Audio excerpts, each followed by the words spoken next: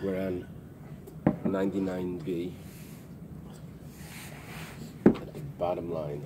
So we're ready to start Kuf. Right before. The Mishnah said, Gid Hanasha Shin special. If a Gid Hanasha was cooked with other Gidim, so if you can recognize the Gid, then you have to remove it. If you can't recognize it, then all the Gidim are Asr. However, the liquid, the gravy, and that is dependent on if there's a flavor from the Gid there. But if you don't recognize the Gid, which one is the Gid Hanasha, then all the other pieces of Gid in there are Asr. The Gemara asks, V'li batal beruba. What was our case? Gid Hanasha shin espashal amagidin. Gid Hanasha that's cooked with other Gidin. We said if you don't recognize it, to be able to remove it, all the Gidin are Asr. Why are they Asr? It's 2-to-1. It's a regular case of a piece of meat. A taruvas yavish biyavish is always batal 2-to-1. The Gemara answers beria shiny. That it's a beria. Beria means that it's an independent entity of Isser, and it's not batal. It's not batal b'rayv.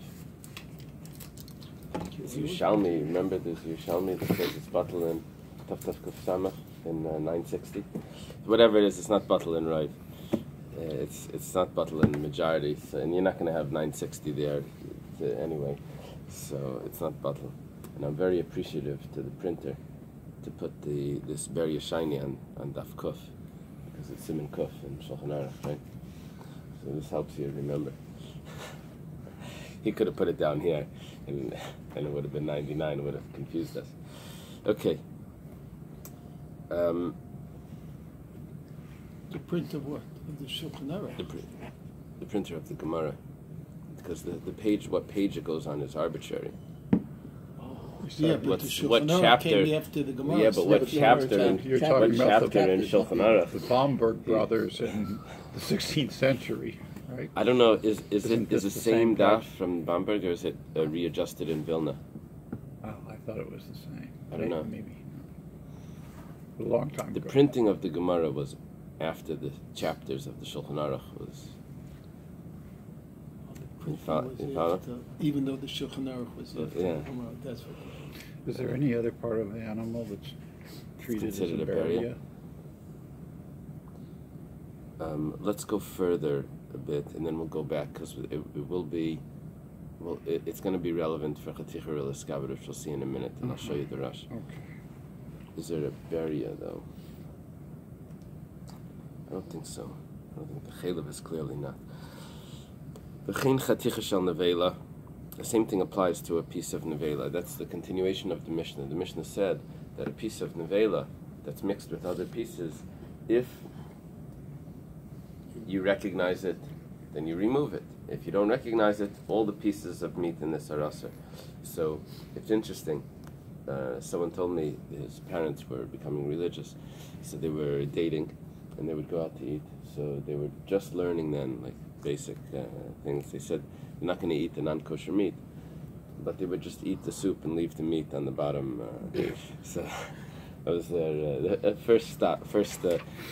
So okay, what's going to happen in this case is that you have one piece of meat that's not kosher. You have other pieces that are kosher. So, but you have 60 times the non-kosher piece. So you're allowed to eat all the soup, but you can't eat any of the meat.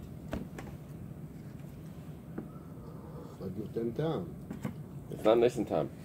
60. They have 60, but you still can't eat the meat. So they were okay with what they did. Yeah, I don't know if it was the same scenario with partially kosher meat and all of that, but I have a scenario where it would be okay. Give them kashrus. The Gemara asks, "What's going on over here? You don't have a flavor." The tibatel beruba. You have two pieces of meat that are kosher. You have one piece of meat that isn't kosher. So eat the whole thing. What are you worried about? You worried about that it's the non-kosher piece of meat? It's nullified. You worried about the flavor? It's nullified. Gemara says, this works out well, according to the opinion. Kol shedarke limnais shaninu elaman de shedarke limnais shaninu ma'ikal meimar.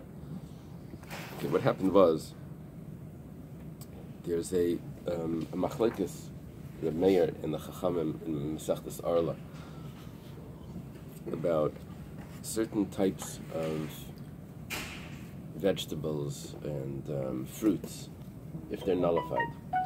So Reb Meir says that anything that's sold by number, sold by an amount, is not nullified.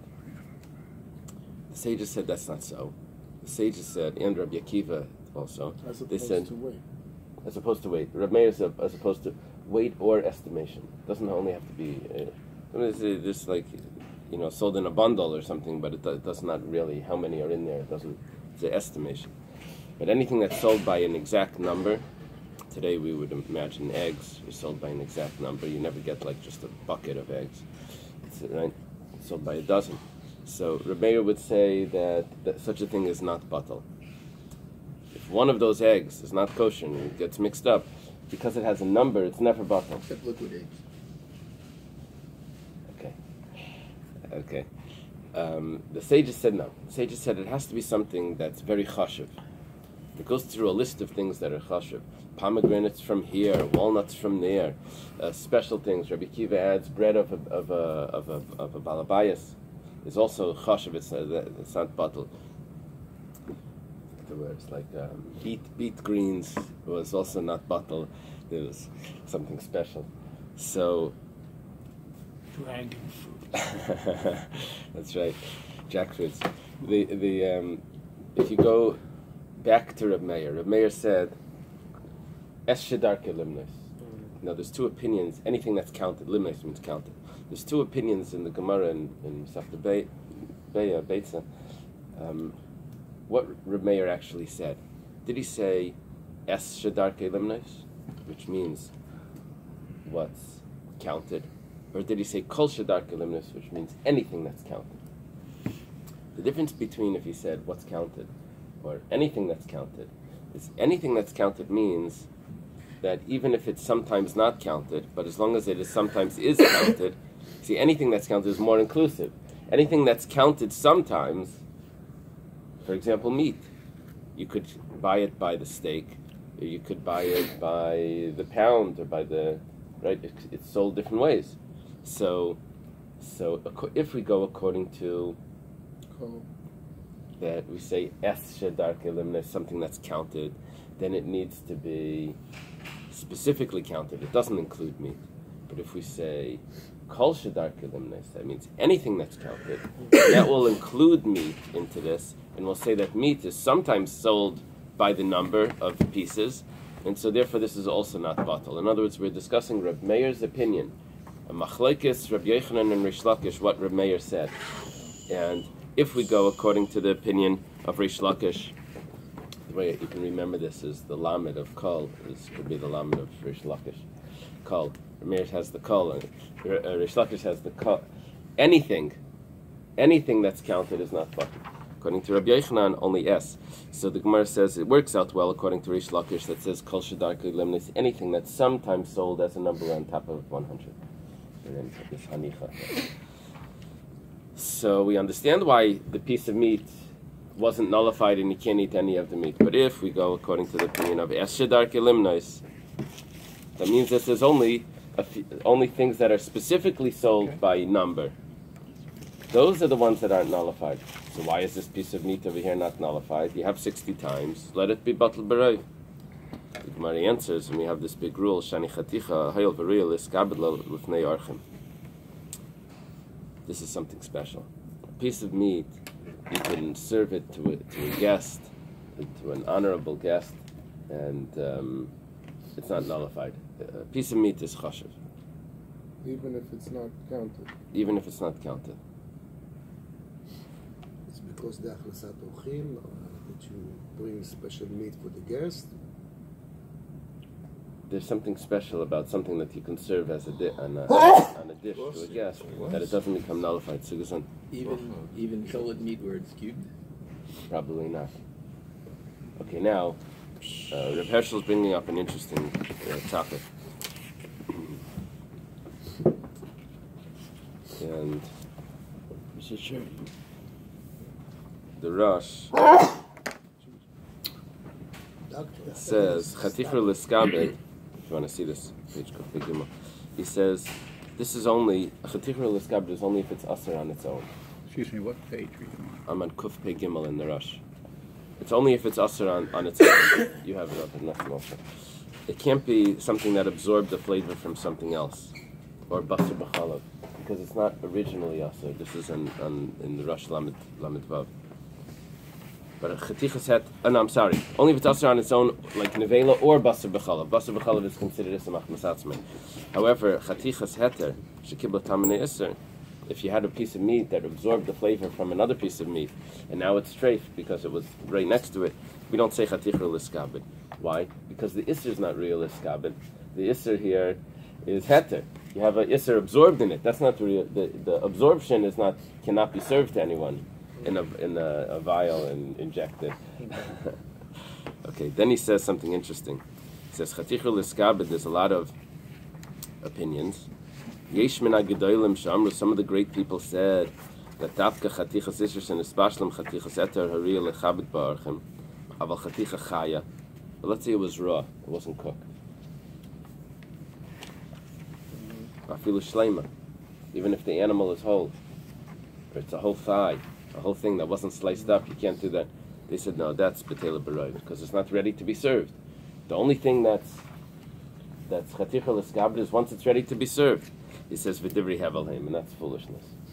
So the Rosh's opinion is that even if it's not ready to be served, but because it contains in it something that's ready to be served, so it's not batal. It's machlekes, mechaber and Ramah, and it comes out that the Ramah is more machmer. So let's say you have a svardish shchita, Bet Yosef, that something got mixed in. According to the Svardim, it could be batal.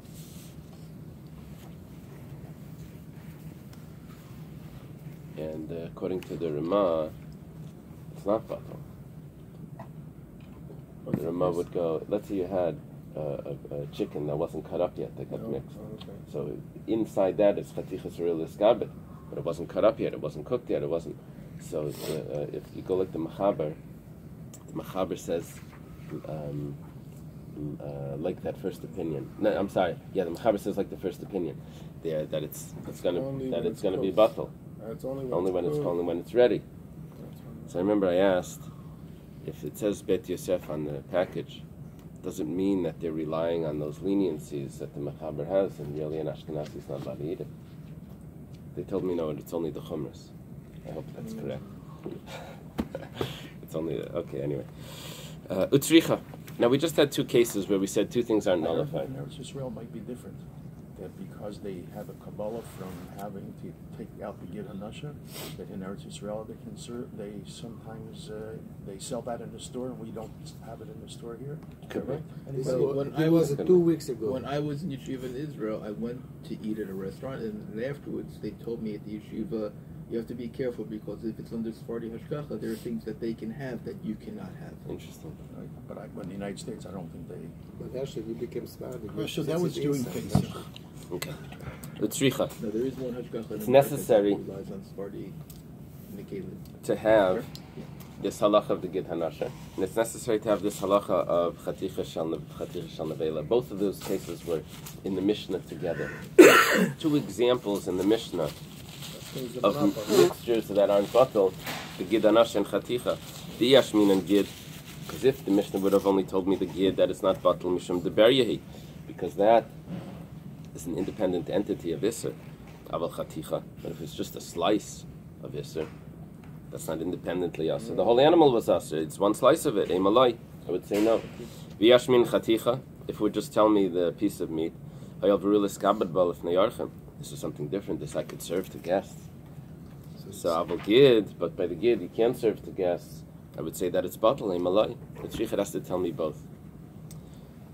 Okay, according to my theory, they should have put Chatichul Eskabin on the next page because some Kafalef was put there. Oh well, they can't satisfy everyone, right? Okay, next piece of Gemara. Darish Rabba Bar Bar Chana. Rabba Bar Bar Chana said a drasha, gave a speech. He said a halacha. Rabba Bar Bar Chana is a first cousin once removed from Rav, and he's right here next to Rabbi Yochanan. Second generation. Yeah. See the one that married the two married the one daughter. The daughter said, "I'll take both." And then that's down here. That's under Rav Chisda. Oh, sorry. It's under Rav Chisda. They're both of them are great nephews. Well, Rav is a nephew, and Rabbi Bar Chana is a great nephew of Reb Chia. So Reb Chia is up here. Now, Rabbi Bar Bar Chana gave this drasha. He said, "Chafika shel nevela." If there's a slice of nevela, meat that wasn't shechted, v'shel dag tamei, or a non-kosher fish, eina iseres, it will only make something forbidden, ad shetitin tam, unless it will give a flavor, b'reitev, into the gravy, kipa is like the sediment pieces, ubachatichas, and also into the other slices of meat or fish that were there.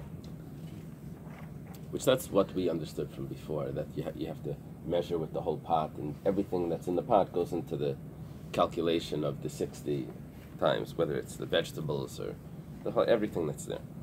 Uki Rav Amayra Aleh. Rav established the person that announces the speech. You see, the way it would work is that the rabbi would give a talk, but no one could hear him if there was a big crowd. So they would have an Amayra, someone with like booming voice, that he would repeat the halachas so that everyone can hear. We should institute that in shul. Someone in the back. Microphone? You do No, it. just someone in the back. You do it by they're the all making so much noise. by the kiddush. You do it by the fabrengim. Is this how we came up with the term Amora? Amora must mean an announcer, right? Right, but do we have Tanaim and Amoraim? Right. Is this how we came up with the term? Yeah. The thing is though that the word Tana is two different usages. The word Tana in these contexts is the person in the yeshiva of the Amirayim that remembers all the brises. I was referring to Tanaim and Amoraim. I understand. And then the term Amira in these contexts is the person that announces the speech. You know, like the Meturgaman, the one that says over the translation or that says it out loud. Right, so and then there you have the other thing. You have the Mishnah. and then you have the other term Tanaim and Amiraim, which is Tanaim is from the era of the Mishnayos, and Amiraim is the era from the Gemara. Right, but they're Those are more general terms. They're functioning as an Amora. Right. Okay, so Rav tells the Amira to stand up and to announce, not to go like Rabbi Bar Bar Chana. Uki Rav Amira le'avadarsh. Rav sets up an Amira to darsh, and he says, Kivin shnasan tam b'chaticha. Once the flavor was given over into another piece of meat, chaticha atzman asas nevela v'yiser skol hachatichas kulam pnei shemina. It's too late.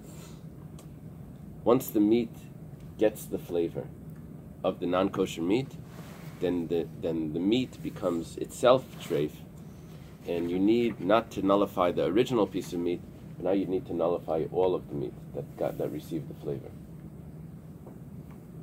It's So- not the pot. We didn't say the part.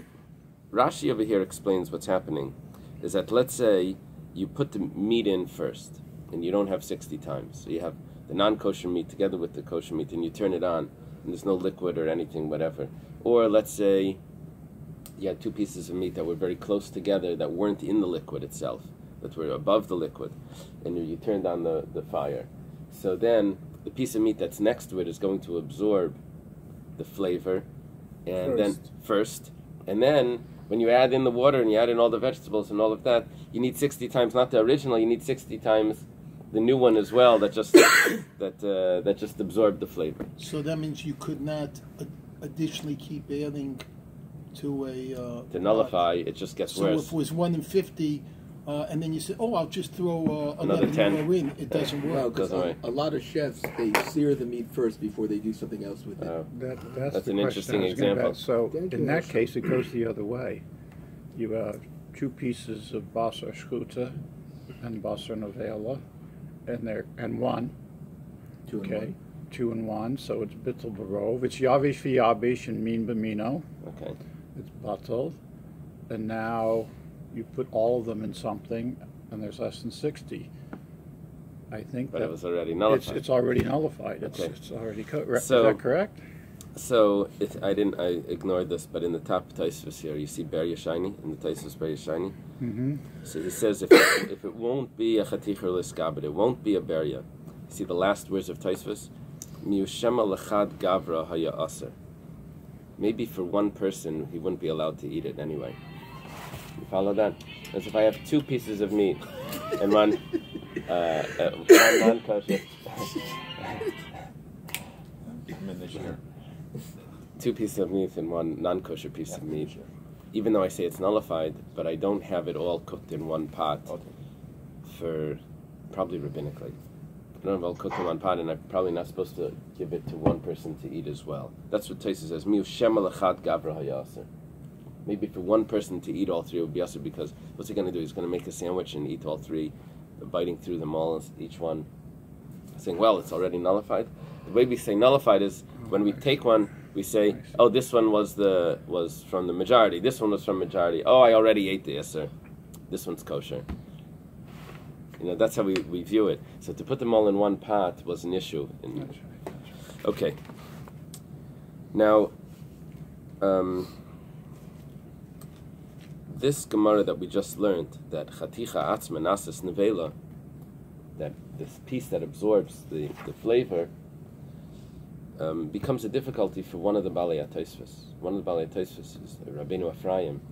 He says that we don't say chaticha nasas nevela by all prohibitions. Chaticha nasas nevela means that if I have 2 pieces of meat, this is the non-kosher one, this is the kosher one, the white, and it absorbs the flavor. So now this one becomes treif. Not this, you see, this is smaller, but not this size. This one becomes treif, this size. Now I need to nullify both of them. Rabbeinu Ephraim says, no, you don't have to do that. By basa b'chalav, you have to do that. If you have 2 pieces of meat, a piece of meat and a piece of cheese, they both become basa b'chalav. But by other isurim, it's just the absorption. That's it. Our Gemara says that chatichas natzas vel. That's what Rav's saying. That piece of meat absorbed, and now I need double the size to nullify. According to Rabbeinu Ephraim, this is a big problem. So we have, if you look on the bottom, this Tosfos, Rabbeinu Ephraim is dealing with this, and then it goes over this page over here, down here. It's a big discussion. One of the final proofs over here for Rabbeinu Ephraim, he says, if there was something called Trei Mashu, Rabbeinu Ephraim here is talking about, he learns it a little different. But one of the proofs of Rabbeinu Ephraim is that the Torah tells us that we had to kasher the vessels from Midian. When we went to battle with Midian, where was it at the end of, not Balak, Mates. We had to kasher the vessels. He said, how do you kasher a vessel?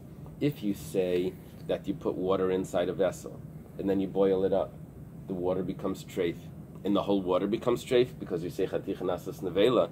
So it goes back into your vessel, and now you've made your vessel treif again because you had treif of water inside it. If you say that it doesn't recreate a new isser, so even if you don't have 60, so kasher it twice. Spill out the water and put in more water each time it gets diluted. But if you say chaticha nasas nevela, how do you kasher a vessel? A large vessel that you can't put into another vessel. But the vessel's different because it's kibolo kakpota. So yeah, but you're undoing it. No, but the flavor goes out. It goes into the water. The water becomes treif. If you hold chaticha nasas nevela, out. Yeah, but it also absorbs back. Then it didn't go out. It goes out. It exchanges. Either went out or it didn't go out. No, it does both. Every time you cook in a pot, it goes out and in. Transferring back and forth between the wall and the wall. So that's one of Rabbeinu Ephraim's proofs. Okay. Anyway, Amar Rav Safra LaAbaya. Rav Safra tells to Abaya Michti. Let's see. Rav that just protested against Rabbi Bar Bachana saying that you can use the whole pot to nullify. Kaman Amar Lishmaite. According to who is he saying his opinion? What is he concerned about? Rav goes like Rabbi Yehuda. Rabbi Yehuda, damer min b'minei lo batal. Rav is concerned that the flavors of meat is never batal. In the vegetables, in the soup, and all of that, the flavors are batal because that has a different flavor than the meat. Min b'she'enim minei is batal b'shishim. So he asks like this: my area, what is he grasping specifically? Ki nasantam, that if it gave a flavor into the first piece of meat, now I need to double the size. Ki nasantam nami, even if it didn't give a flavor, the first piece of meat asers all the other meat because it's min b'minai. Rav holds like Rabbi Yehuda that min b'minai is not batal. So why do I need to give a flavor into the next piece of meat?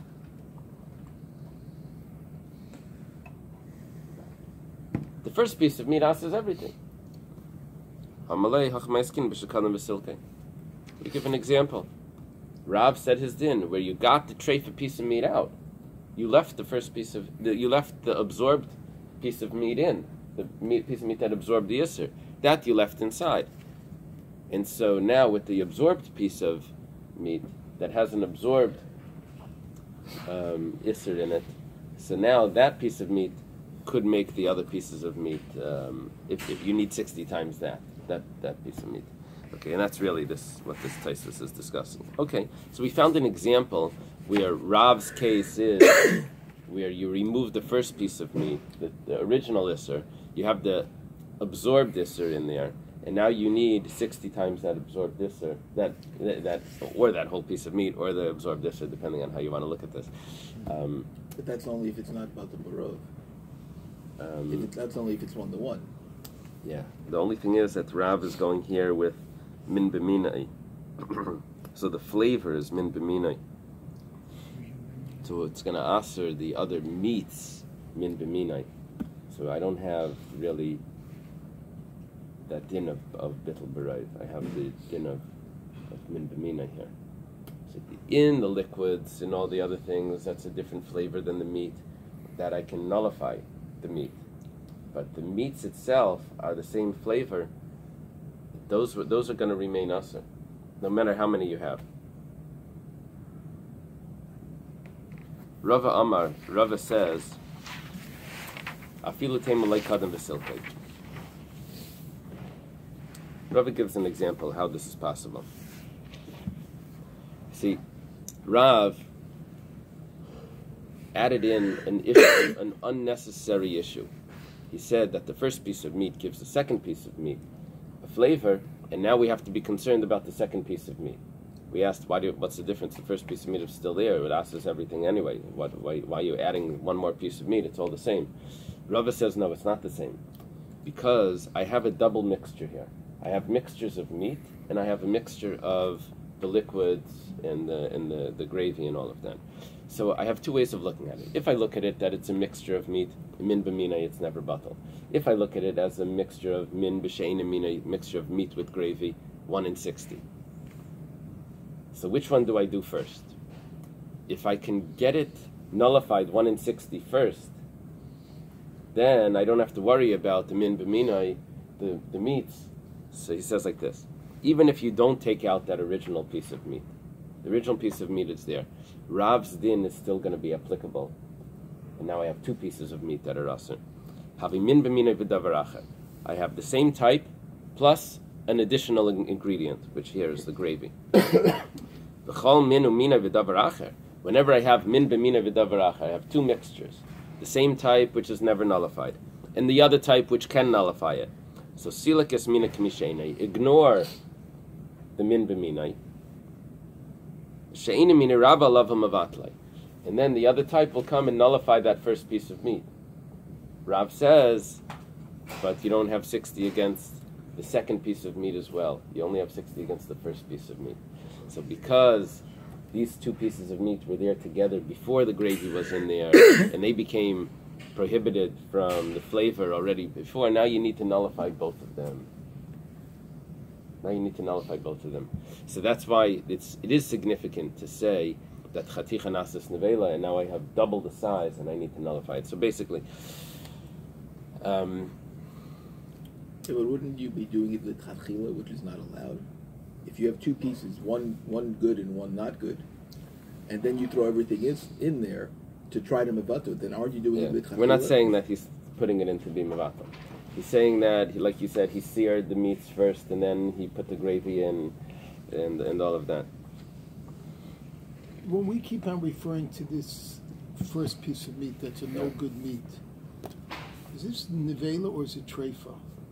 And does it make a difference? Either. It doesn't make a difference for kosher reasons. Okay. In tumah it makes a difference, but for kosher it doesn't matter.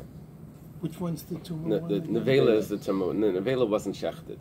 The treifa was shechted. It just had a hole in the lungs or something. So. But if it's a non-kosher animal, Or a non-kosher animal, that would go into the same category. Basically, what we just did here is we're going according to an opinion that's not the halacha. Rabbi Yehuda. We don't go like Rabbi Yehuda. Rabbi Yehuda holds that anything that's the same flavor, kosher meat with non-kosher meat, which is the same flavor, it's called min b'minai. And that flavor is never nullified. Once you throw in other mixtures, other things, the ingredients, your carrots and your vegetables and all of the liquid and all of that, that can nullify the meat 1 in 60. Because the other flavors will overpower. Min b'minai strengthens. Min b'she'enim minai overpowers it and it loses its flavor. So we're going according to that opinion. So we're saying when you have both mixtures together, so I could be very, very strict here. I can say that they're all the pieces of meat are not kosher because it's all min b'minai, and I'll never get 60 over all of them. So, or I can do it the other way. Or I can say that I have 60 over the first one and ignore the min b'minai, and 60 from the gravy and the she'enim minai to nullify that. Now it's all permissible. Now you throw in the other min b'minai. It was permissible already. It's perfectly fine. So Rav is saying that's what you can actually do. You can actually do that. The only thing is that if two pieces of meat were there together before you had the gravy in, now you need to nullify both of them. That's what Rav's point is. By the Eily Mine, by the opposite type, by the other types. Okay. This is relevant in Shulchan Aruch. Exactly the opposite. I don't know if you remember in Tzaddik Ches, there was this Rashba that says that if you had a pot that had in it, we do exactly the opposite. We say that min b'she'enim minai is much more strict. It's 60 times. But min b'minai is batal b'roiv. We hold exactly the opposite. It's nullified in the majority. So we said that if you had a pot of meat, a pot of stew that you don't remember, you don't know how much was in it before, and it's spilt, in the case of nishbach, and it's spilt, can we rely on that it was already nullified? So he says, well, yes,